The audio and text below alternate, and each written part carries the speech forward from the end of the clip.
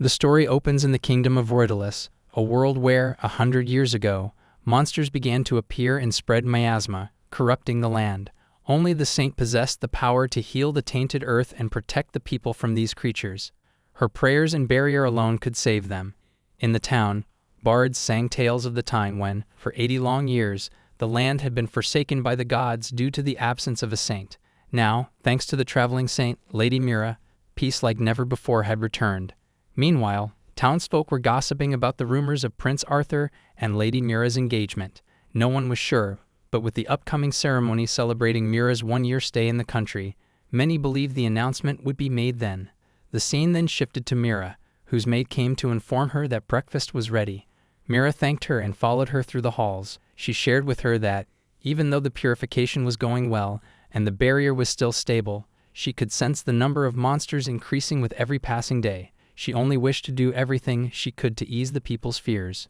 The maid sympathized with her and mentioned that her engagement to the prince would surely bring joy to the citizens. Just then, some guards appeared, and Prince Arthur himself had come to see her. Meera bowed gracefully to greet him, but then all of a sudden, the prince struck her and shoved her backward. The maid rushed to help her and demanded to know why he was acting this way. The prince coldly reminded her not to speak to him so casually, and with his single command, all the guards raised their swords toward them. He accused Meera of being a false saint, claiming that according to the high priest's testimony, her powers were proven to be fake. The maid protested, insisting that countless people, including the prince himself, had witnessed her miracles. But the prince ignored her and revealed that a true saint, born in their own kingdom, had just been discovered, and Meera had merely been pretending all along. Declaring her a fraud, he ordered that she would be banished from the kingdom at once. Meera quietly asked him if this order was from the king himself. The prince hesitated for a second, then said that since the king was bedridden, he was acting as regent, so his words were the king's words as well. He told her she should be grateful he was sparing her life and was not dragging her away with embarrassment. Meera said nothing more and left with her maid. Outside, a crowd had gathered as a knight announced that Lady Meera had stolen the powers of their nation's true saint, Marielle, and for impersonating a saint, she was to be banished. The high priest, accused of aiding her, would be stripped of his title and imprisoned as well. As Meera walked down the steps, the townspeople watched in disbelief. Many were confused and could not understand why this was happening. Some wanted to hear her side of the story as well, unsure whether to believe the accusations or not. But when she stayed silent, they started doubting her as well. Soon they turned on her, calling her a fraud and accusing her of deceiving them. One man raised a rock to throw, but another stopped him, warning that they might be cursed. Just then, Meera turned around and the crowd froze in fear, but she simply bowed gracefully and wished them a good day before walking away. After leaving the town, her maid, Tuel, asked why she hadn't tried to defend herself, saying the punishment was too cruel. Meera simply replied that it was pointless. People had already made up their minds and wouldn't listen to what she had to say. Tuel insisted that the citizens would have believed her if she had spoken because what no one knew was the fact that Meera was actually the third princess of the Eda's kingdom, Princess Meera herself. A flashback showed how she had begged her family to let her travel the world as a saintess rather than live as a princess. Her mother had been against it at first, fearing for her safety since she was only 15, but after much pleading she eventually agreed. Before Meera departed, her mother taught her that a saint's duty was not just a singular one. In time, a new saint was going to be born in Roydalis, and until then, she told her that must be a saintess who loved and was loved by the people. Meera promised to bring peace with her powers. That was how she met the king and his son, Prince Arthur, who had welcomed her warmly, until now, when his true nature was revealed. Returning to the present, Meera knew she could have proven her innocence any time by displaying her powers in front of everyone. But she also understood that Arthur would never accept it. His pride would not allow him to be contradicted. If she resisted, it would only lead to violence and innocent soldiers would suffer, which was the last thing she wanted. Still, she couldn't help but feel bad, remembering how kind and gentle Arthur had once seemed. Deep down, she had hoped to one day reveal her true identity to him and remain by his side as the saintess of this land. But that dream had just shattered completely. Now, with her faith in him gone, Meera decided it was time to return home to Eda's. Since a new saint had been born in Roydalis, she understood that her barrier was no longer needed and keeping it would only hinder her own powers, so she used her magic and lifted the barrier that she had put around that city. With that done, they decided to head out immediately, as the journey to the Eda's border was going to be a long one. But first, they needed to make some preparations in a nearby town. Tool suggested they should head to the Adventurers Guild and find someone who could protect them from monsters and rogues. They needed to hire someone who could serve them as an assistant because from here on out, the road was going to be a wasteland. And so, without wasting any more time, Meera bid farewell to that town and headed out. Later on, as they came out of the forest, the next town was finally in sight. Their destination was the border with Ada's, and they were now approaching Tongtrace, which was the nearest town to the capital of Roydalis. Once they reached the town, they went to a hotel, where Tuel came up to her, handed her some new clothes, and requested that she get changed, as it was time for them to head to the guild. When they arrived at the guild, there were many men present in there, and as soon as she entered, they all began staring at her, as if they already knew who she was. Meanwhile, Tuel went to the receptionist and asked if she still remembered the request she had made earlier. The receptionist confirmed that she did remember the request for an assistant to the Ada's Kingdom border and informed them that there had actually been a sudden increase in assistant requests over the past few days. She mentioned that she did know someone who might be able to help them, but he was away at the moment and would only return the next day. Meera grew a bit worried upon hearing that, while the other men ominously approached her, asking if she was really in such a rush. One of them offered to guide her, even for free. However, Meera simply smiled and told them that she could wait until tomorrow, as she was not in a hurry at all. She started walking away from them, but one of the men chased after her, asking why she was acting so distant. Then she used her magic and slammed the door shut behind her, causing him to crash face first into it. He and his friends stood there, wondering what had just happened. When they came out of the guild, Meera had already left, and they lost sight of her. Upon returning to their room, after witnessing how much the public order had changed in just one town, Tuel expressed that it would be best to leave the territory of Roydalis as soon as possible.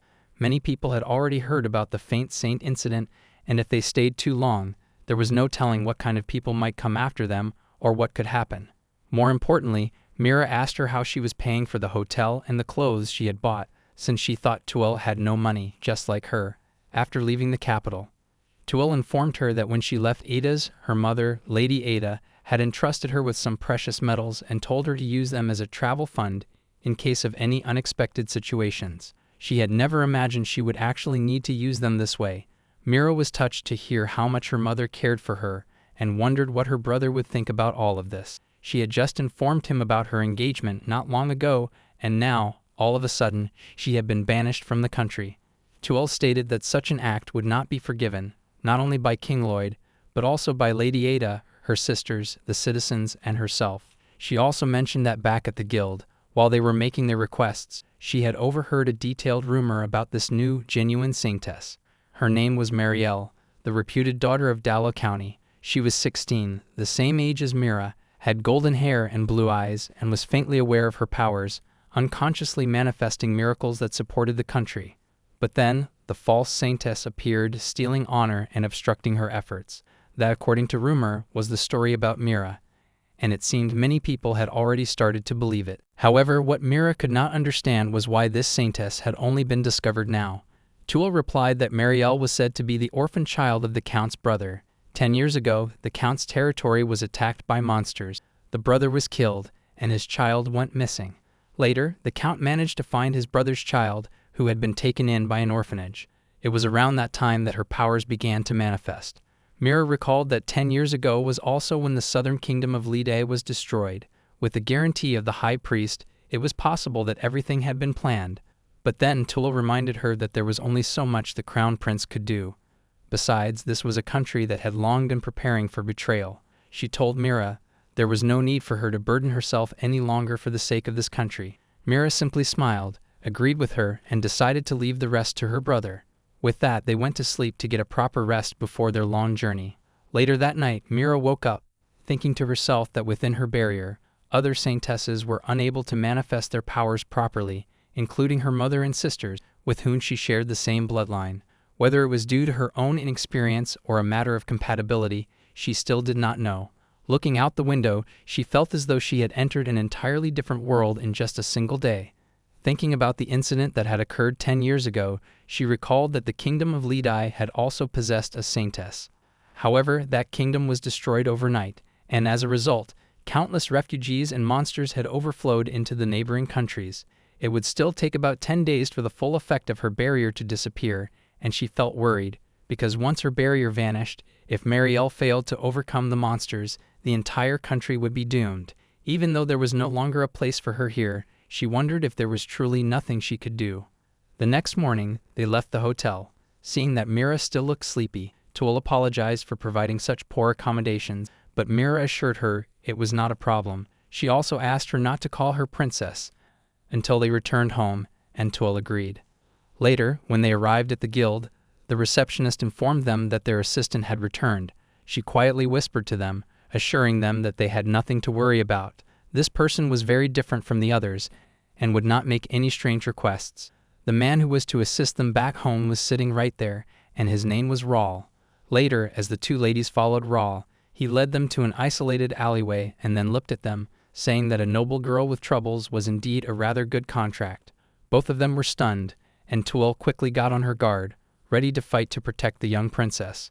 However, Rawl asked her to calm down and clarified that's what most townsfolk would think when they look at them.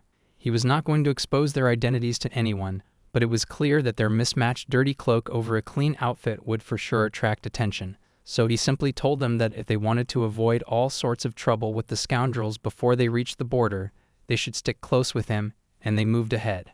Later, he took them to a state shop which many adventurers used to gear up before their journey.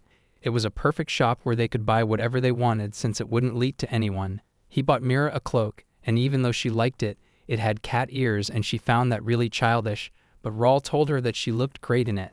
As for Tulle, he asked her if she was going for a swordswoman look, and she answered that it was just a part of her spoof. Meanwhile, Meera looked at herself in the mirror, still not liking the cat hood, and was fixing her hair when Rawl advised her that she should not take off her hood. Otherwise, her silver hair would stand out too much. She agreed that he did have a point there, and she had never really thought about that before, so she used one of her magic and changed the color of her hair. Rawl was quite surprised to see that, as he had never seen someone do that with magic, while Meera, in her mind, understood that she could not let him figure out who she really was. So she simply chuckled and stated that it was one of the implementations of her magic. He looked at her with suspicious eyes and commented that it must be quite convenient. Putting that aside, he informed them that walking to the Ida's border would normally take at least 10 days to 2 weeks. However, the roads ahead had gotten a bit rough due to recent bad weather, so it could be that it might take them a bit longer than that. Therefore, he advised them to choose their food that had a good shelf life in order to lighten their load. And so, after finishing their preparations, they decided to finally head out. Later on, as they were on their way, Meera thanked Rawl for everything he was doing for them, and confessed that all this was actually new to her, while he, on the other hand, did not care about her sentiment and just said that he was doing this because her fee was fair. Out of nowhere, he asked her if it was rare. She did not know what he was talking about, and he pointed out that it was his first time seeing that color of the sunset. Speaking of colors, she noticed that he had red hair and tan skin. She knew where those types of people generally were, and she asked him if he was from the kingdom of Leda. He went silent for a moment, and then responded that he already knew who she was, the saint who turned out to be fake, and was now fleeing to the countryside. Meera acted dumb and did not admit that she was the one who everyone was talking about, and said that she had heard about those rumors as well. But now that the false saint was exiled and even the high priest confirmed it, she believed that now the true saint should be welcomed right away. However, Rawl expressed that he does not think there would be any banishment riots due to the saint. He was certain that everyone would turn to the saintess and would say that it was time for evil to be wrought by the saint herself. But whatever the case, the land where that chaos erupts always tends to fall into ruins.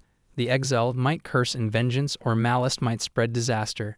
But even with all that, the ones who were smart would just quickly escape. So in short, to answer her argument, he believed that the arrival of the true saint does not guarantee anything. As a matter of fact, even the saint's own justice was not absolute, nor the believers', hence, it was very much a possibility that this country might also be destroyed. Meera was simply speechless. As they kept moving forward, they reached a dead end where a bunch of people had stopped as well. Turns out, the heavy rains had loosened the ground ahead, and although it was slightly passable, it was still risky and full restoration would take months. Many people there decided to just backtrack to another route. So Meera and the group went to an inn nearby to plan their next move, and Tulle briefed them that they could still circle around on foot. However, like the man said earlier, it was dangerous because the area might still collapse.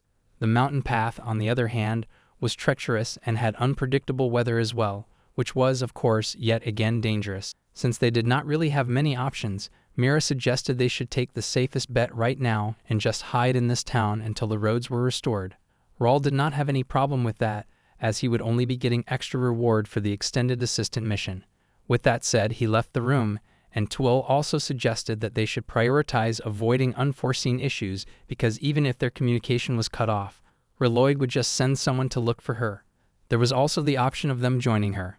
However, Meera brought up how she strongly believed that people should not fight in this world. She was certain that sooner or later, Loidalas would not be able to escape scrutiny over this incident. But even still, her brother would likely hold his anger back and try to find a compromise.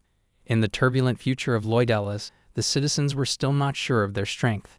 Hence, even if she did not rush things, she was sure that things would unfold. Yet even so, she did not think that she should be staying there anymore. If rumors of her exile were to spread even further while they sat there, delaying their journey, she was afraid that they could twist and reach the other's ears in an antagonistic way. When that happens, she was not so sure if her brother would be able to maintain his calm judgment even then. That was why she needed to quickly convey a message to him, telling him that she was safe and did not want a conflict. However, Tuol pointed out that the fact remained, all this was a result of Loidala's actions. He was the one who told her that she should be the saint who loves people and was loved by the people until the true saint was born. But Meera simply stated that she had vowed to her mother she would be the kind of saint who would not ignore the rest just because she had lost her place. As she said that, Raul was just outside her room, listening to all that. Besides, they still had her brother who she was sure would be searching all over Loidalas for her since he still did not know where she was right now. Tuol could not argue with her, as she had a feeling she would say that. So coming back to the topic, she informed her that there was another route that was mainly used by lumberjacks. It was a relatively gentle detour, and even though it would take them some time, it was still quicker than waiting for months for the landslide to be cleared. Meera felt a little bad as she understood that Tuol could have easily crossed that mountain if she was not tagging along with her, but Tuol was not thinking like that at all and said that since she had been her private assistant for almost her entire life, she had been taught to do it this way. Nonetheless, Meera insisted that she would just take the detour with Raul, while Tuol should lead the way on the mountain path. To give her brother the message, she was counting on her to do that by splitting up here. She decided to go talk with Raul and inform him about all this, who, by the way, was still right outside her door, listening and thinking that all this would be adjusted in his fee. The next morning, arriving outside the forest, she handed Tuol the letter she wanted to give to her brother, who planned to send this message with the guild's courier on the other side of the mountain. As for this route, there were adventurers and travelers who were using the same route as well, hence, they could easily blend in with them to disperse any danger. Before leaving, Meera apologized to Tuol as she understood full well that with this plan, she was the one who was facing the greatest danger. In response, she just hugged her and told her that ever since they met in childhood, she had never been apart from her, and that was not going to happen now either. And with that, she finally went her own way.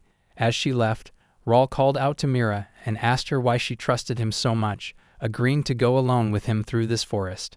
With a smile on her face, she simply answered that she could tell his true nature was really kind, and he was left at a loss for words. At that moment, he realized that she really was quite the remarkable young lady. As they both continued moving through the forest, they reached a point where they could see the woodsman hut, and it marked the boundary where humans had cleared land to pass through the mountains and forests. The path was not so simple, and he asked her if she was ready for it. She, on the other hand, already looked exhausted and was not even walking straight anymore. She just wanted to get flat grounds in their path, since hilly areas like this were clearly not something she was used to, and the strain on her legs and lungs was getting quite intense. Raul gave her all the options they could take from there. With plenty of breaks, they could camp twice over 3 days, they could take a longer route with fewer ups and downs, or they could just head back to town to restock.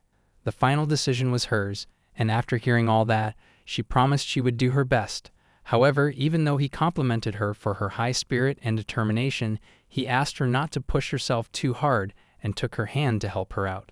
Later at night, they set up a campfire to have some dinner and rest for the night. He also informed her that once they passed this square, the path was all going to be downhill from there, the exact same type of path that she wanted earlier, but still, he warned her that the descent could throw her off, so it was not really a walk in the park.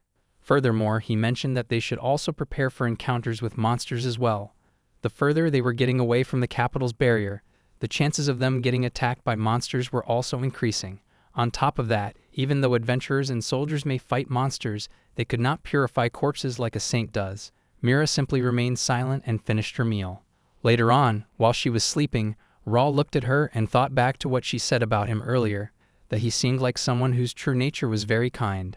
Turns out, the one who had destroyed his country was the real saint, and as he continued to stare at her, holding a knife in his hand, he said out loud that he was not who she was thinking he was. We then get a little flashback of him from a few days ago, and in the guild, there was a huge commotion related to a quest. A lady was requesting some adventurers to help her out, and a group of 3 men appeared in front of her, assuring her that she can leave that to them. They told her everything about themselves and bragged how they always take responsibility for anything that happens to their client. Meanwhile, Rawl just went to the receptionist to ask if there was any new quest for him. She was really happy to see him, as she had a perfect request that only he could complete.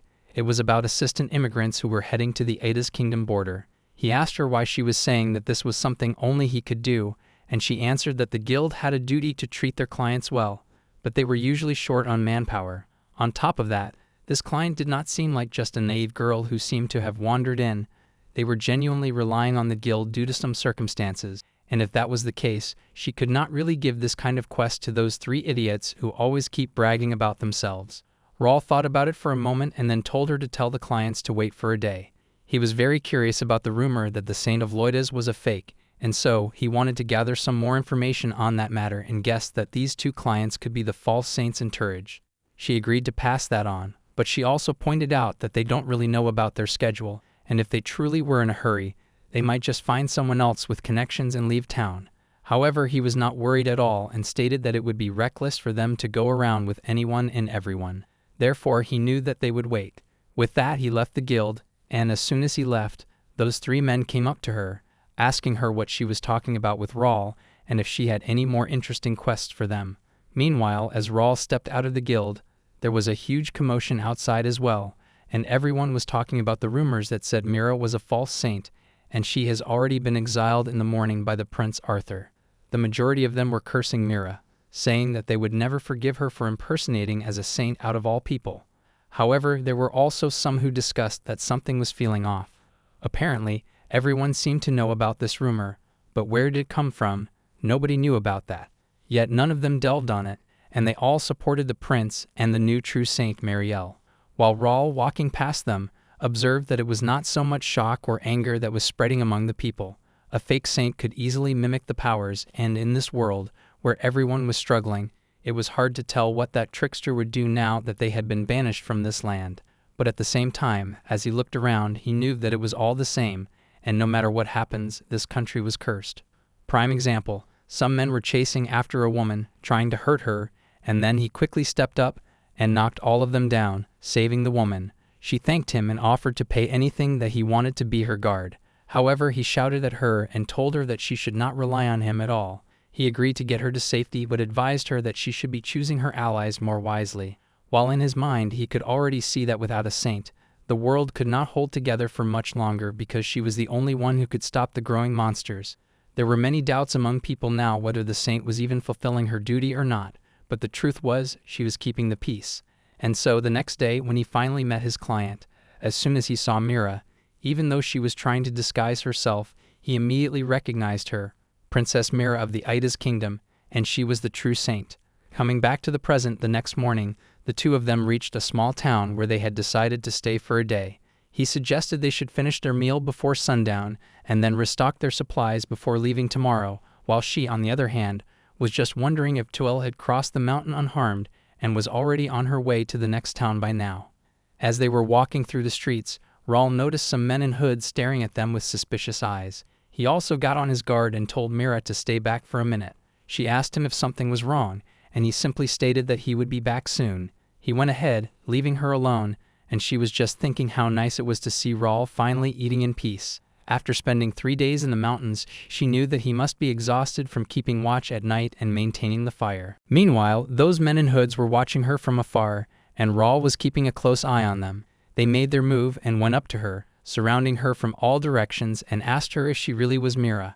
They removed her hood, and turns out it was somebody else that they accidentally went after. Her hair color was different, not the silver one that they were aware of, and they realized that that was not Meera. Meanwhile, Rawl grabbed Meera's hand and told her there had been a change of plans.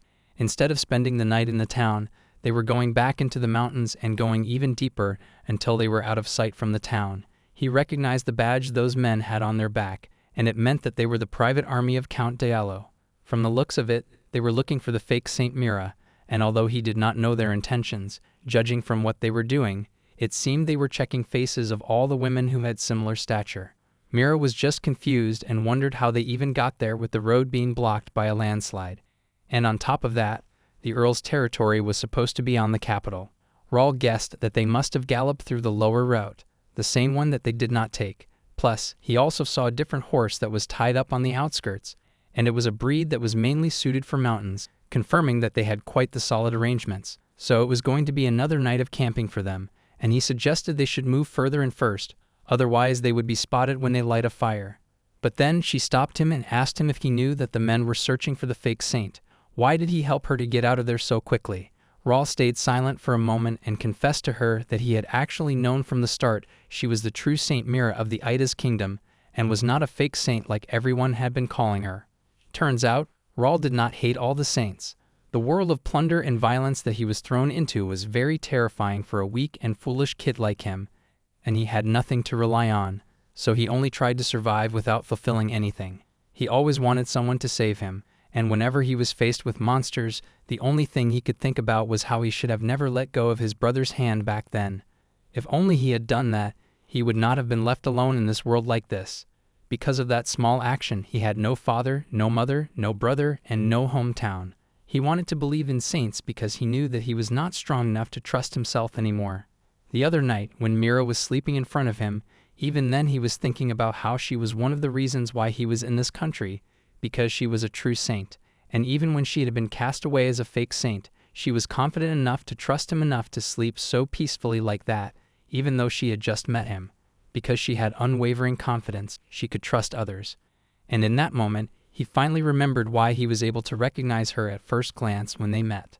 Long before, in his homeland Lidai, before that certain saint appeared who destroyed everything, the former Ida's king personally led the army to help the Lidai kingdom, which was struggling against monster attacks. Rawl also wanted to thank him, but he was so overwhelmed by his presence, all he could do was hide behind his brother who was interacting with him with dignity as a member of the Lidai royal family.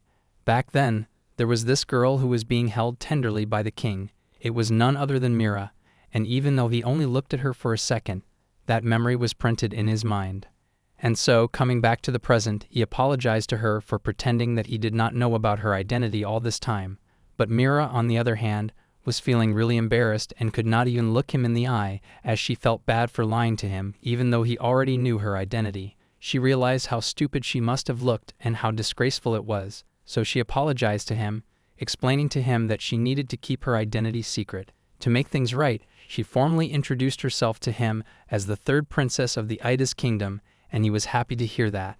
With all that out of the way, they decided to start over properly this time. While he contemplated that if he could just deliver her safely back to the border, one day he might be able to express his gratitude from that time, and maybe he could finally hold his head up a little. A flashback is then shown, and the scene shifted to the king's palace, who shared with all the nobles present in that room about the last saint who was born about 80 years ago in their land Loidalas. Although she married the king's younger brother at that time, she suffered greatly because her powers as a saint were minimal and were only limited to just producing basic charms.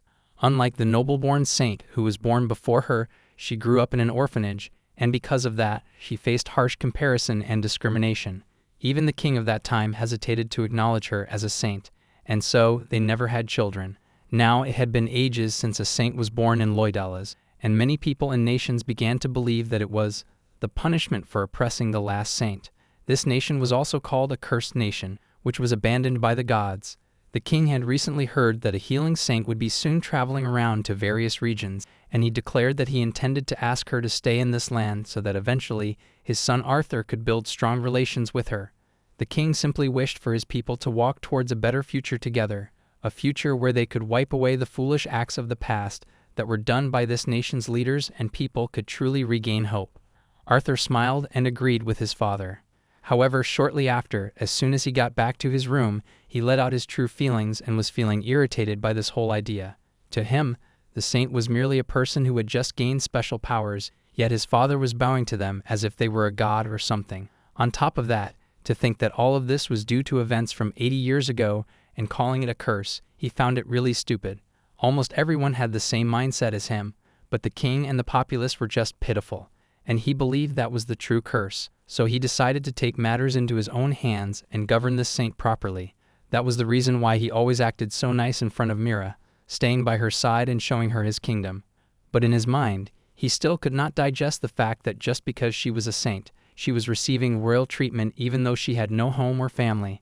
His father was the one who was giving all these orders, and that also included that he would have to take her hand and accept her as his wife. Just thinking about that possibility made him laugh. And so, as time went on, one day he finally got the information from one of his men that a saint had been found who, even though had not been officially recognized yet, she was just taken from the orphanage to a count's house. Her name was Marielle. The man planned to visit there with the high priest and a few more people to conduct a thorough investigation himself, since he had also heard that she was originally of noble birth, but she had lost her parents. Arthur gave him the permission to do that, telling him that he should not let anyone know about this right now and report every detail of this investigation to him. This was exactly what he had been waiting for. He started laughing at this whole situation because of how ridiculous it was and had found a saint who was in fact a noble as well. But then he controlled his excitement as he understood that he still needed to proceed with caution as there were still many uncertainties revolving around this whole thing, and he needed to reshape it perfectly to fit his script. He wanted to be the center of everything, the one who provides hope to the people, and for that to happen, he decided to spread the rumors so that when the time comes, he could make this thing as grand as possible.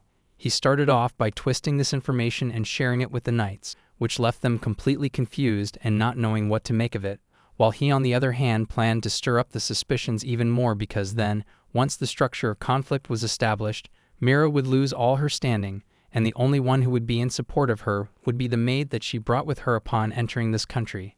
As for all the politics, he had nothing to worry about either since his father's health was failing, which meant that he was getting more in control, and soon his ascension wouldn't be far off because he even knew the prime minister as well and was sure that he wouldn't oppose him in this. As for the temple, he paid a visit to the high priest who, after doing his investigation, confirmed that their hunch was right. It was the first time a saint had been born in this country in 80 years, and he hoped that she would bless the whole nation. Arthur was glad to hear that, and since that was the case, he instructed the high priest to testify that Meera was a false saint and a criminal who deceived their nation by taking Marielle's position. The high priest was shocked and stated that there's no way he could tell a lie like that, seeing that he was not ready to cooperate. He commanded his guards to seize the high priest. They immediately obeyed, and the priest questioned them if they had any idea what they were doing. They had no right to act so recklessly as he was appointed to this position by the king of Loydelis himself. However, Arthur simply smirked and informed him that he was the acting king now, which made his words the king's words. As the guards took away the high priest, Arthur assured his men that he did not need to worry about the successor because he had already found someone who, even though was of lower rank, she was from an impeccable noble family, fit to bear the high priest's name. Plus, he also did not want the citizens to see the former high priest's disgrace, so he decided to make sure that no matter how loudly he shouts, his voice never reaches the ears of the people, that is, until he wanted them to hear his voice. And with that, his script was finally complete. The people who felt betrayed by the false saint mourned and raged while Arthur and Marielle, who looked like the ones who were deceived, would get sympathy from people, and all of them would rally to serve the king of this new age. He planned to eliminate all unnecessary elements that might hinder this vision of his, which obviously included both Meera and her maid, and wanted everything to belong to him only. Now 3 days had gone by since Meera was banished from the country, and Arthur barged into Marielle's room, who was keeping herself surrounded with servants, using them as literal slaves. She wished him a good morning, but he on the other hand yelled at her and questioned her what she was doing since it had already been the 3rd day. She proudly informed him it was a tea party that she was hosting right now, and after that, they were going to have a nap party this afternoon as well. He asked her why she was still hiding from the people and was just sitting in this temple, changing different clothes, eating and indulging even though she had prepared the tutor. Not only that, she was keeping so many caretakers, a private chef, a court jester, and even a home coordinator for herself. He reminded her that she needed to fulfill her duties as a saint first, instead of doing all this remodeling of the place. However, she argued that living in the temple also meant getting along with the priests as well, and she had learned so much about everyone's favorite things: flowers, colors, tea flavors, and secret snack hiding spots. Some of them said that Abunis would grant their wishes if they stroked his chin. Arthur was starting to lose his patience with her, and he once again reminded her that her job in this city was primarily to ease the people's worries. He needed both their presence to inspire the people and make them forget their fears. That was just the first step if they wanted everyone to accept them, and so he told her to get ready for a quick appearance. She laughed and assured him that he did not need to worry at all, as in her mind, she had also come up with a way how she was going to greet everyone. She wanted this big stage with her cute photo in the back where she could finally make her debut and make people excited, while Arthur warned her that if she gets too excited, he would smack her. As he left her room, he could not believe that it had only been 3 days, and his script was already falling apart. Just after banishing Meera, he was able to captivate everyone with a heartfelt speech, and during that moment, the excitement was so much that some people even fainted for him. But judging from how things were going now, he was afraid that the enthusiasm would die soon. The priest wondered if it was some sort of backlash that she had from living in an orphanage for too long. He heard that she was quite the spoiled kid, and the fact that she had not shown herself to the people could be attributed to travel fatigue and change of environment. However, Arthur was not too sure about that because to begin with, she was not even showing any signs of her noble upbringing, and even the false saint who wandered around everywhere had far more dignity than her. He blamed the priest and questioned him about what he was doing, since he had granted him the position to smooth communication and control within the temple, and it was his responsibility to not let her have her way. In response, he simply apologized and explained that he had gotten too busy getting all the priests back to their duties. The distance was far too different from Meera's time, and by the time he had realized, she had already won them over. Half of them were manipulated the day she arrived, and just like that, the entire group fell under her control in just a single day. Hearing all that, Arthur decided to do some investigation once again, and he instructed his men to send a surprise inspection to the orphanage where Marielle was. With that said, he also decided to have the tutor stick even more close to her and correct her sleeping habits. But then, the priest informed him that there was actually one more issue regarding her: the monsters that were surrounding the royal capital. They seemed to be lurking just outside the castle walls, just waiting for their prey so that they could attack. It had spread much among people, and adventurers and merchants could not even enter easily anymore. Arthur assured him that this increase in monsters was not something he had not anticipated, and he had already issued orders to strengthen the patrols. Nonetheless, it all came down to a saint's barrier. The priest also believed that this change in the monsters' movements was likely because Meera released her barrier from the capital when she was banished. But still, her power was so strong that even the remnants of her barrier were keeping those monsters at bay even now. But in the end, all of this was just his speculation, since the priests could not wield the power of the saints, and all they could do was just speculate based on past experiences. Arthur then asked him how long he thought the aftereffects would hold, and the priest guessed that at most, it might take 10 days. Since that was the case, it was now even more urgent for Marielle to demonstrate her strength to repel the monsters in place of Meera, and he started considering giving that spoiled idiot a kick. Later, he took her to the prayer hall, which was going to be her main workplace, but she still kept throwing tantrums and said that she did not want to work in a place like this, which looked so old and scary, and even the flowers were not cute. He made her sit down and told her that she must do her job as the saint and deploy the barrier immediately. Furthermore, he had prohibited all the priests from entering there to avoid distraction, but to keep her happy, he had brought her her favorite cushion, slippers, and an aromatherapy set. With all that set, he asked her to do it right now. But she, on the other hand, was concerned with her tea party that she had promised the other priests. He straight up told her to cancel it and focus on the barrier, but then she argued that some of them could not sleep without her whispering voice. Of course, Arthur did not care about that, and once again told her to just do it. So she finally agreed to try putting up a barrier, and he was curious to see how she would handle this. But then she nervously chuckled and asked them, how does one even cast a barrier around the whole city from there, leaving both of them completely confused. Later on, Arthur was thrown into a panic when his butler informed him that the king of Adist himself had come to visit and was already waiting in the VIP room. Arthur demanded to know why he had been allowed inside without permission, but the butler explained that there was an agreement between King Roydla and King Adis. Both rulers were to be admitted whenever they visited, without needing to give a reason. This was the first time Arthur had ever heard of such an arrangement. Just then, Marielle appeared and cheerfully wished him a good morning. She had also heard that the king from that eccentric country, Idas, had arrived, and she assumed he must know all about the saints. Since Idas was famous for having multiple saints, the thought excited her. Perhaps she could learn some hidden secrets, or even a way to power herself up. She was eager to hear his story. Arthur, however, grew increasingly irritated with her carefree attitude, especially since she was not capable of much. Still, he couldn't help but admire her determination to learn.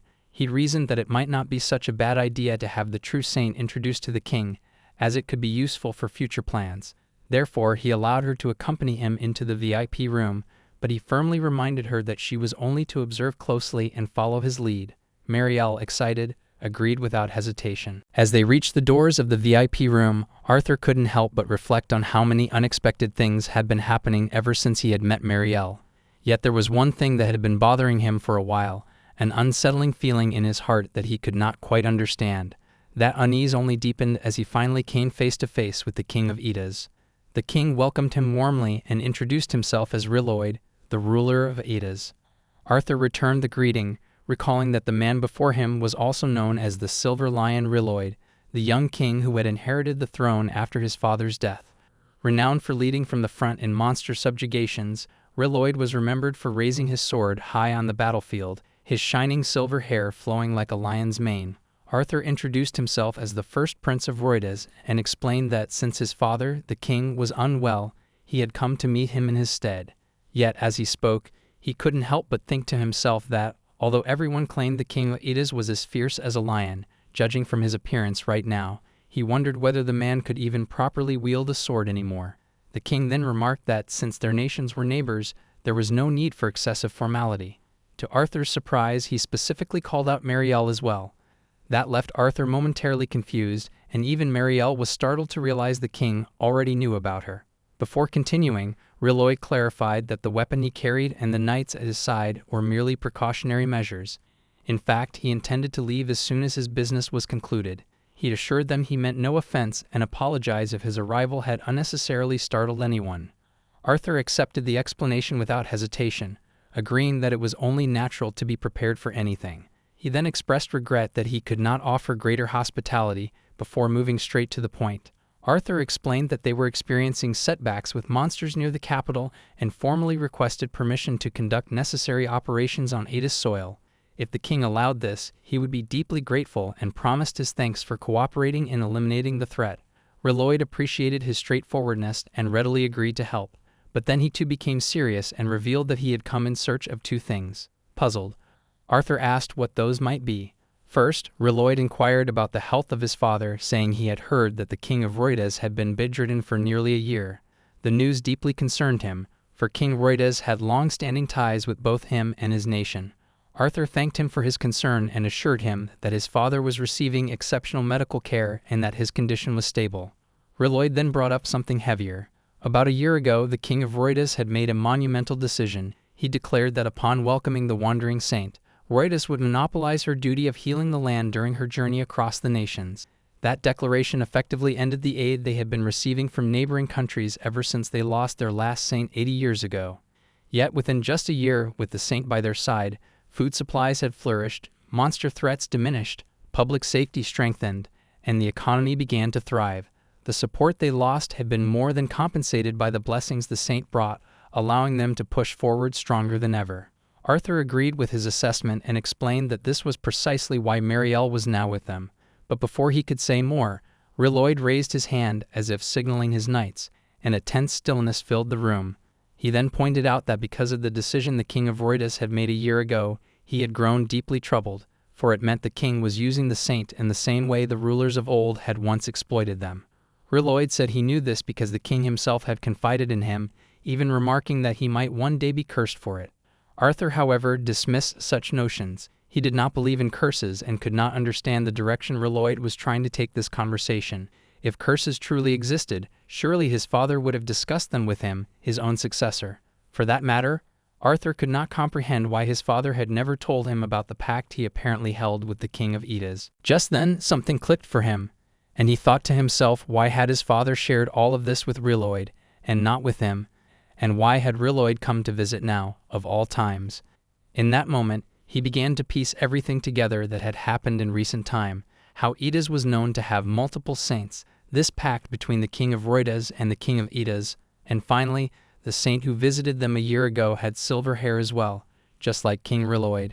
He finally realized what was going on here, and he literally started sweating in fear. He tried to calm himself down, telling himself that that cannot be, and she was only a traveling saint, who was completely unrelated to this story and nothing more than that. But then, King Riloid simply smiled and stated that his intuitions were indeed sharp, hence confirming what he was thinking was true. Marielle, on the other hand, had no idea what was going on, and she guessed that the king was praising him, so she also started doing the same and said that the prince was indeed extraordinary. He always prioritized the entire kingdom, cared about his people, and always wanted to help. That's exactly why the whole kingdom was happy under him. Meanwhile, Arthur was also a bit confused as well because he did not know what she might say next, since he had told her to keep her mouth shut and just follow his lead. But then she did the exact thing that he wanted to avoid, and talked about how that false saint was getting in his way, leaving him completely stunned. Curious, the king asked her what kind of person this false saint was, and even though Arthur tried to stop her right there, she kept on going and told him that the false saint was a foolish impostor who flaunted her silver hair. All she could do was just steal from others and was a pathetic little pawn who got exposed for her scheme by none other than Arthur. It was also because of the false saint that Marielle was currently weak, and she betrayed Arthur and everyone in this country. To top it all off, she finally took Meera's name and called her a vile and filthy sinner who falsely took on the role of a saint, hence a false saint. Arthur was still trying to shut her up, however. It was already too late, and all of a sudden, they felt this chill in the room. They looked at the king, and he was staring at them with cold eyes and questioned her why she had stopped talking. Marielle was completely frozen in place while the knights also began staring at them. Arthur was terrified, and he covered his neck, almost as if he was in fear that they might cut his head off, while King Riloid called him out and asked him to tell him about what this false saint looked like. With his head down, he answered that she had silver hair. The king then asked him if she looked like a lowly woman who was plotting to ensnare others, and Arthur, still trembling in fear of death, answered that he did not mean that, but the king did not care what he meant, because in the end, he was the one who issued the order of her banishment as the acting king. Riloid finally told him that a year ago, that girl visited this kingdom in disguise at King Loidalus's personal request, and she served as a saint for the capital. But then, just after she announced her engagement to the prince to him, she was suddenly treated as a false saint and was banished disgracefully. So the main reason that he had come to pay them a visit today was because he was actually looking for his sister Meera. As soon as he heard that, Arthur was absolutely stunned, and yet again, he kept telling himself that he was not guilty and he did not know about anything. He tried to think of a way to put all the blame on somebody else, and just then, a name came up in his mind. He immediately put all the blame on Count Yahello and stated that he was the one who was behind everything. As a matter of fact, he was still out there spreading slander about her throughout the entire kingdom. He was clearly nervous, but he kept going and said that he and everybody else were all used by him, which had now led to irreparable damage. But then, the king quoted what Arthur had said to his men when he actually began to spread the rumors of her being a false saint. How he wanted his men to raise their voices to show her that she had no place in this country and make her understand the weight of her sins. The king knew about all that, and Arthur was left even more shocked because now, his second lie had also been caught. For what it's worth, Riloid complimented him that he had very loyal subjects who remembered every word he had said to them. But they were not going to help him, and the king stared straight into his eyes with a menacing look and making him shit his pants. However, the king remained calm and stated that his father's choice was very unwise. Riloid had no interest in pointing out other people's shortcomings, but he just wanted to say one thing to him because of his father's grace. He told Arthur that he was not fit for all of this at all. The moment he walked past him, Arthur fell on his knees as if all his strength had been sucked out from him. That's how terrified he was. Marielle was also still in shock, and before leaving, the king called her out and reminded her that she was a saint who was born in a land which was long devoid of lineage. Hence, the power to overcome miasma would only come in the next generation, meaning that she had no power herself whatsoever. With that said, he left the room, and outside, there was Arthur's butler and the priest. Riloid told him that he would formally discuss this matter later on, and the butler asked him if he was heading back already. He had prepared a welcoming event for him, however. The king turned around and said to him that there was no need for any of that, as he had no business staying in that place any longer now. With each passing day, it was becoming more and more obvious that, in just a few days, the aftereffects of Meera's barrier would completely lose their power. When that happened, monsters would flood into the royal capital like a broken dam. The soldiers forced to confront them would grow weary, and at that moment, everyone would wonder why Marielle was not displaying her powers even in such a dire situation, and why she wasn't showing herself at all. No matter how much she prayed, she would not be able to resolve the situation, and the life and wealth she had built over the past year would crumble before her very eyes. The neighboring nations of Adalas could not ignore the monsters either, but of course, they wouldn't help the royal capital for free. In that moment, when the land and the hearts of the people were in despair, King Riloid would surely emerge once again, and most likely he would demand Meera in return. Then he would announce himself as the Hand of Salvation, and as for who had brought such devastation upon the nation, all that panic, anger, and distrust would be directed at none other than Prince Arthur. He knew all that full well, and just thinking about it was starting to make him lose his mind. Now he was beginning to regret his decisions, thinking that if he had known her true identity earlier, he would never have done something like this or taken such extreme measures against her. But now, the roles have been completely reversed. What terrified him even more was the voice in his head telling him that he couldn't do anything anymore. If he confessed everything, the people would rage and turn against him. If he made excuses to save himself, it would only fuel Riloid's fury even further. He could already feel those lion fangs at his throat, and he knew that all he could do now was squirm in fear until he was devoured by them. He was just like a rat in a cage, and even this grand castle of his was beginning to feel like a prison. Just that morning he had been smiling at how smoothly the plan was going, and now he wished all of this were just a dream. But he knew it was real. On top of that, he was running out of time, because once the monster attacks began, there would be no turning back. Before that moment came, he needed to find a way to defend himself. He considered seeking support from other nations, but that was impossible since there was not a single country willing to help someone under Edis's watch. He wondered if he should assassinate Riloid, but quickly dismissed the idea, realizing that even if he succeeded, a full-scale war would be unavoidable. Then he got an idea. If he could find Meera before her brother did, perhaps he could convince her to set up a barrier around the capital. If he played his cards right, King Riloid might forgive him and give him a second chance. He decided to go with that idea for now, determined not to let anyone bring him down. He kept telling himself that everything belonged to him alone, and he was going to keep it that way. A few moments later, when he met with the priest, the man suggested that Arthur should chase after Riloid immediately, saying that a prince should care for his country, not himself, and should try to save as many people as possible. That was the best course of action for someone in his position. But that was not what Arthur wanted to hear. He snapped, questioning whether the priest even understood the kind of situation they were in. He reminded him that if he were to fall, the priest's involvement in all of this would be exposed as well, and then he would never become the high priest as he desired. But the priest simply chuckled and told him that, from the very start, all of it had been irrelevant to him. Arthur was shocked to hear that. The priest went on to say that it didn't matter to him whether he became the high priest or not, since the temple hadn't had a saint for over 80 years and therefore had no authority over anything. Besides, ever since his brother had inherited the title, he had been reduced to a mere priest anyway. He admitted that he had only entertained Arthur's schemes because he thought they might lead to something interesting, but everything had already fallen apart in just 10 days. The new saintess was useless, and the prince lacked any real backing. He mocked him further, saying that he was just a fool sinking the whole country while playing at command. Laughing in Arthur's face, he told him that even though he always believed he was smart and could control everything, in the end he was just an idiot. Enraged, Arthur yelled back, demanding if he had been planning to hide behind him all this time. Just then, Marielle interrupted them, insisting that she was not as incompetent as they thought. She was holding a protective charm named *Teed in her hand, explaining that she had managed to create one successfully after trying very hard. She was excited to show him, believing that by following his instructions and succeeding, she had proven herself a real saintess.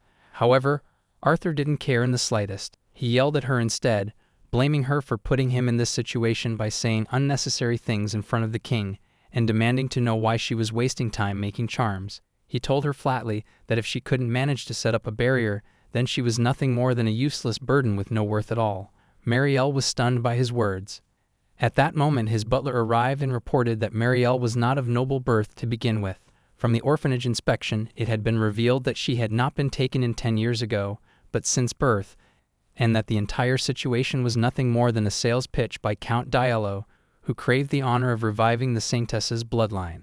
The priest began laughing, looking down on them, but Marielle refused to believe it. She started crying, insisting that the count himself had said she was his brother's child and that they would take care of her. She begged Arthur to forget about the orphanage for now and reminded him that he had promised her a shining life forever if she just followed his words.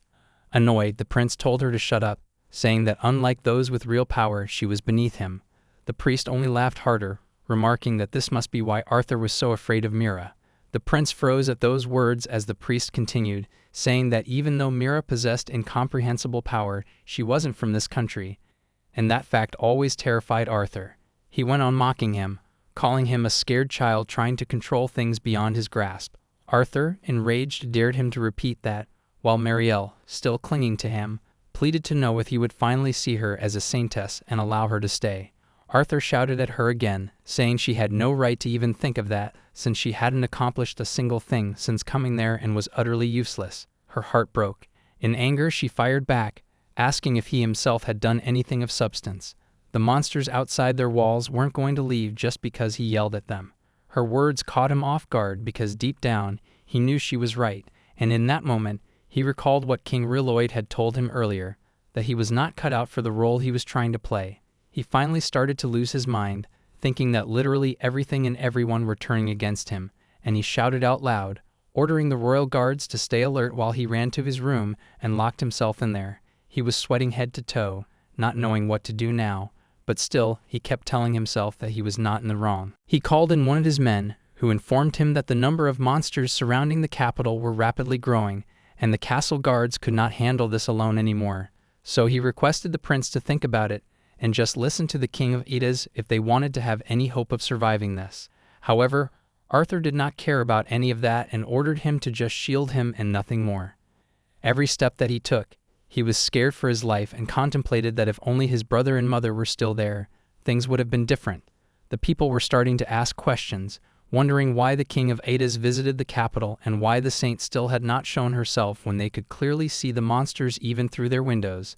They wanted answers from the prince. However, Arthur kept himself isolated as he did not have the strength to face the people. But then all of a sudden he felt that everything had quieted down. A woman came to meet him and expressed how honored she was to see King Arthur of Royalidas. She explained that while she was traveling to the northern temple, she heard about the situation the royal capital was currently in, and to help them out, she had already taken care of every last monster that was outside the walls and sent them back to Earth with her cleansing power. Arthur could not believe what she was saying and was left shocked. He thanked her for her efforts and clarified that he was only the crown prince right now, not the king. She quickly apologized for assuming that and told him she had heard he was going to be the king of this land soon. She then formally introduced herself as Ariano, the walking saint, and stated that she wanted no position nor fame because she felt tremendous joy serving the true king with this power of hers that was bestowed upon her. As soon as he heard that, Arthur felt that this really was divine destiny, and the moment she had arrived, a huge load of tension was off of his shoulders. He asked her if she was ready to stay by his side and help this great nation with that power of hers. She smiled menacingly and promised that she would follow his every command, but little did he know, she was just like a snake who was simply reading her prey before completely devouring him. The scene finally shifted back to Meera, who was trying to collect some non-poison fruits that they could eat along their way, but most of them seemed toxic. Raul gave her a piece of advice and said that whenever she's harvesting, she should make sure to collect from the tip. She thanked him for teaching her things about surviving in the forest, while at the same time she could feel that the scent of her barrier was beginning to fade away. Since that was the case, she suggested they should hurry up because the night was going to catch up with them soon as well, and with that said, she took the lead. Later, they arrived in a town to restock their supplies, and she noticed that in the market, shops were running low on items since lately, everyone had been buying stuff like crazy. Everything was in chaos, which was to be expected with monsters drawing closer and holy maidens turning out to be fake. There was also a lake in the town that she found really beautiful, while Raul explained that many fellow traders relied on the supplies of this town as well. She then brought out the map, and after they were done stocking up and resting, they planned to head to the border along the mountain path.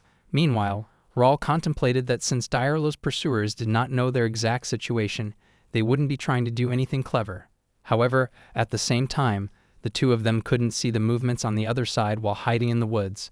Meera asked him if he thought those men had given up on them, and he agreed that it seemed like they had. Still, there was a good chance they could run into them again, so they needed to stay as low-key as possible and just act like wandering adventurers. There was one more thing she was curious about, so she asked him if he knew anything about those contracted mages from earlier. He explained that there were many mages who offered their skills as products, but some only took on partial contracts without owning a shop. Just then, a mysterious woman approached them and called out to Raul. It looked like she knew him from before and was surprised to see that he was actually traveling with a girl, which was quite a rare sight. Raul simply told her to leave the girl alone, since she had a habit of using explosive magic whenever she got startled. They ignored her and went on their way, while Meera remarked that magic wasn't all-powerful. It depended mostly on the user's strengths and weaknesses. Hence, he shouldn't underestimate how much stamina it drained. Raul appreciated her advice and thought to himself that if that was true, then the new holy maidens must be the same as well. Her power might be immense, but it wouldn't be limitless. On top of that, they still had to worry about Yahello's soldiers, as he had no idea what kind of information they had on Meera. For all he knew, they might recognize her by her face, not just by her height. Plus, Meera's saintly powers were still a mystery. He had no idea how much she could endure when outnumbered by humans and monsters alike. Regardless, he was determined to protect her and take her to the border, just as he had promised. But as they walked by, it turned out that Yahello's men were still on their trail, watching their every move from the shadows. Later in the evening, they went to an inn to rest for the night. Before heading to their rooms, Meera held his hand and wished him good night, which left him a little surprised. After that, she went to her room, lay down on her bed, and thought about how it had been 5 days since she had last slept in a proper bed. She then wondered why those men were after her in the first place, and guessed that it might be related to the strange events currently happening in the capital. Furthermore, she still felt guilty for not having told Raul everything sooner, especially after seeing how considerate he had been ever since they learned about those pursuers in the previous town. Just then, a shadow appeared outside her door and burned through the doorknob. Moments later, people shouted that someone had set a fire outside one of the rooms, and Raul rushed over to check on her. The door had been burnt shut, and nobody could seem to open it.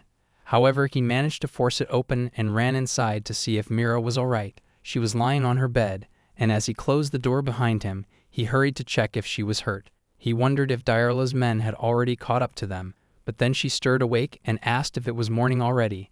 Raul sat down on a chair with a sigh of relief, glad to see that she was completely fine. After he told her what had happened outside, she explained that she had actually cast a barrier on her door, and by altering its properties, it would only allow Raul and herself to pass through. That explained why only he had been able to open the door, and she guessed that the lock must have broken because of it. Raul was surprised by how adaptable and clever she was, and he was beginning to understand why she wasn't afraid, even though it was just a princess and her maid traveling alone. He asked if her barrier extended to his room as well, but she admitted she had forgotten to inform the person concerned, which was one of the conditions for activating it. She apologized, and he simply smiled and assured her that it was fine, because in the end, all that mattered was her safety. Returning to the attempted kidnapping, Raul pointed out that there were many unnatural details. If they had really planned to abduct her while she was asleep, they had made a lot of noise, and their attempt seemed half-hearted. It could have been a random robbery instead of Yahello's men, but that seemed unlikely. Thus, he concluded that whoever was targeting her had indeed reached her room. He decided they should leave the town immediately and told her to get her things ready. However, Meera noted that this incident had at least confirmed one thing. She could still feel traces of magic in the keyhole, which indicated that a mage had been involved. They had likely tried to unlock the door with magic, but her barrier had protected her. Raul asked if she had any idea who that mage might be, but she said she didn't know. Still, she could follow the magical trail like pulling on a thread. She suggested they move quickly, as she wanted to catch whoever did it before they left, and make them pay for damaging her door. Raul smiled and agreed that they should move out. Not long after, Yahello's men finally reached the inn, unaware of what had just occurred. All they could hear from the townspeople was that a fire had broken out and that a drunk had set the place ablaze. However, one of them could tell that something was definitely off and decided to intercept anyone trying to leave the inn. Meanwhile, the monsters had begun to move as well, and a large insect-like creature was flying through the skies. A flashback is then shown to when Meera and Tuul just left the royal capital. Meera asked Tuul why they even needed a guard. She could just use her barrier spell to protect themselves, and then by taking it slow, they would reach Ada's in no time, without any worry. However, Tuul pointed out that Meera had no real combat experience, and if they got ambushed along the way, they might not be able to respond in time. She even admitted that she herself was not strong enough, and besides, they could not predict the physical strain of varying the barrier's powers in intervals. Meera apologized for causing all this trouble, but Tulle assured her it was not her fault. It was all because of those ungrateful fools who committed such outrageous acts by banishing her out of the country. However, being the gentle soul she was, Meera stated that blaming others wouldn't help them. Coming back to the present, she and Raul followed the magic trail, and at the end of it, it was the same lady who they had bumped into the other day. She played dumb, asking them why they had come to see her. Raul told her to confess whatever she was planning in that head of hers and warned her not to even think about running away now, as they could track her by her magical traces. The woman laughed hearing that they could see magical traces and asked him if he had really become the type who bluffs now. Raul got straight to the point and guessed that the doorknob must have melted from heat because she overexerted herself, but she, on the other hand, kept acting like she had no idea what they were talking about. So Meera showed one of her spells to her and told her if she really wanted evidence from them that she was the one who did it, she could provide plenty. As soon as she saw that, the woman was shocked, as she could not believe that a child like her was able to use an advanced barrier magic, and understood they might really have found magical traces. But then, instead of threatening her or anything, Meera simply asked her why she was trying to target her. She could understand if she hated her, and that was fine, but she wanted her to just focus her anger on her and not scare everyone around her or destroy their property. The woman had no idea how to respond to something like that and clarified that she did not even know who she was. In fact, she blamed Raul for all this. He was the one who straight up ignored her the other day when she came to say hi, and so she just thought she would annoy him a little. She then also mentioned that there were some Yahello soldiers lurking around as well, and they made her really annoyed by staring at her and interrogating her, and that immediately caught Raul's attention. She continued that if there was a commotion, she was sure they would come right away, and so she just wanted to make him experience what she did. She initially only wanted to mess with the lock to create a commotion, but it was already open, and then she overdid it and burned it instead. Raul, on the other hand, started looking around to see if they were being followed from the inn, while Meera asked her to apologize to the innkeeper and compensate for the door as well, which she did not mind at all. However, one look at the two of them, and she could see that Raul seemed unusually on edge right now, and as soon as she mentioned Yahello, they both reacted to it and looked worried. She started to piece it all together and wondered if this girl in front of her was the same one who everyone had been talking about.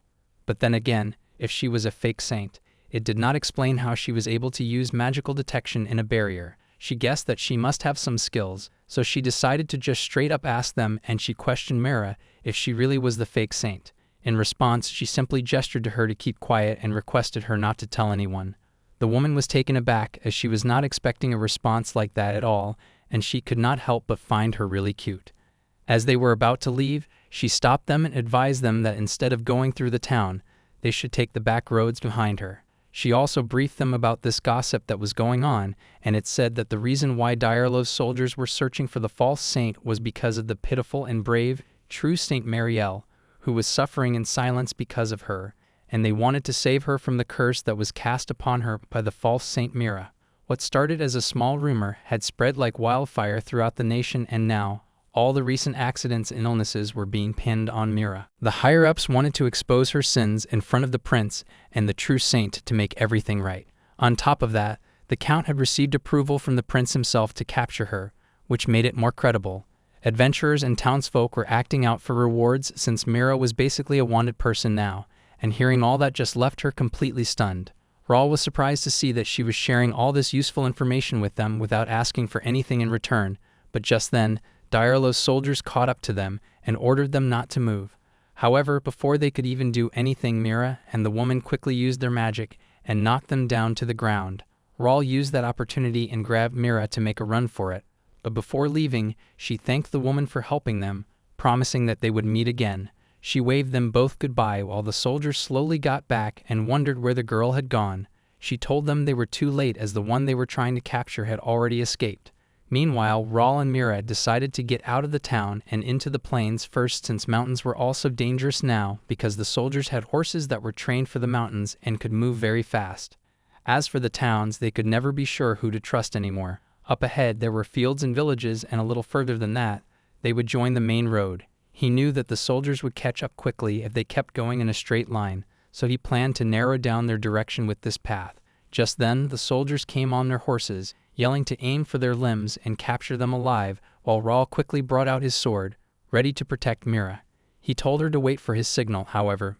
Meera saw something coming towards them, and all of a sudden, a carriage went flying from right in front of them, leaving everyone completely stunned. Turns out, the flying insect-like monster had made its way and flew from right above them.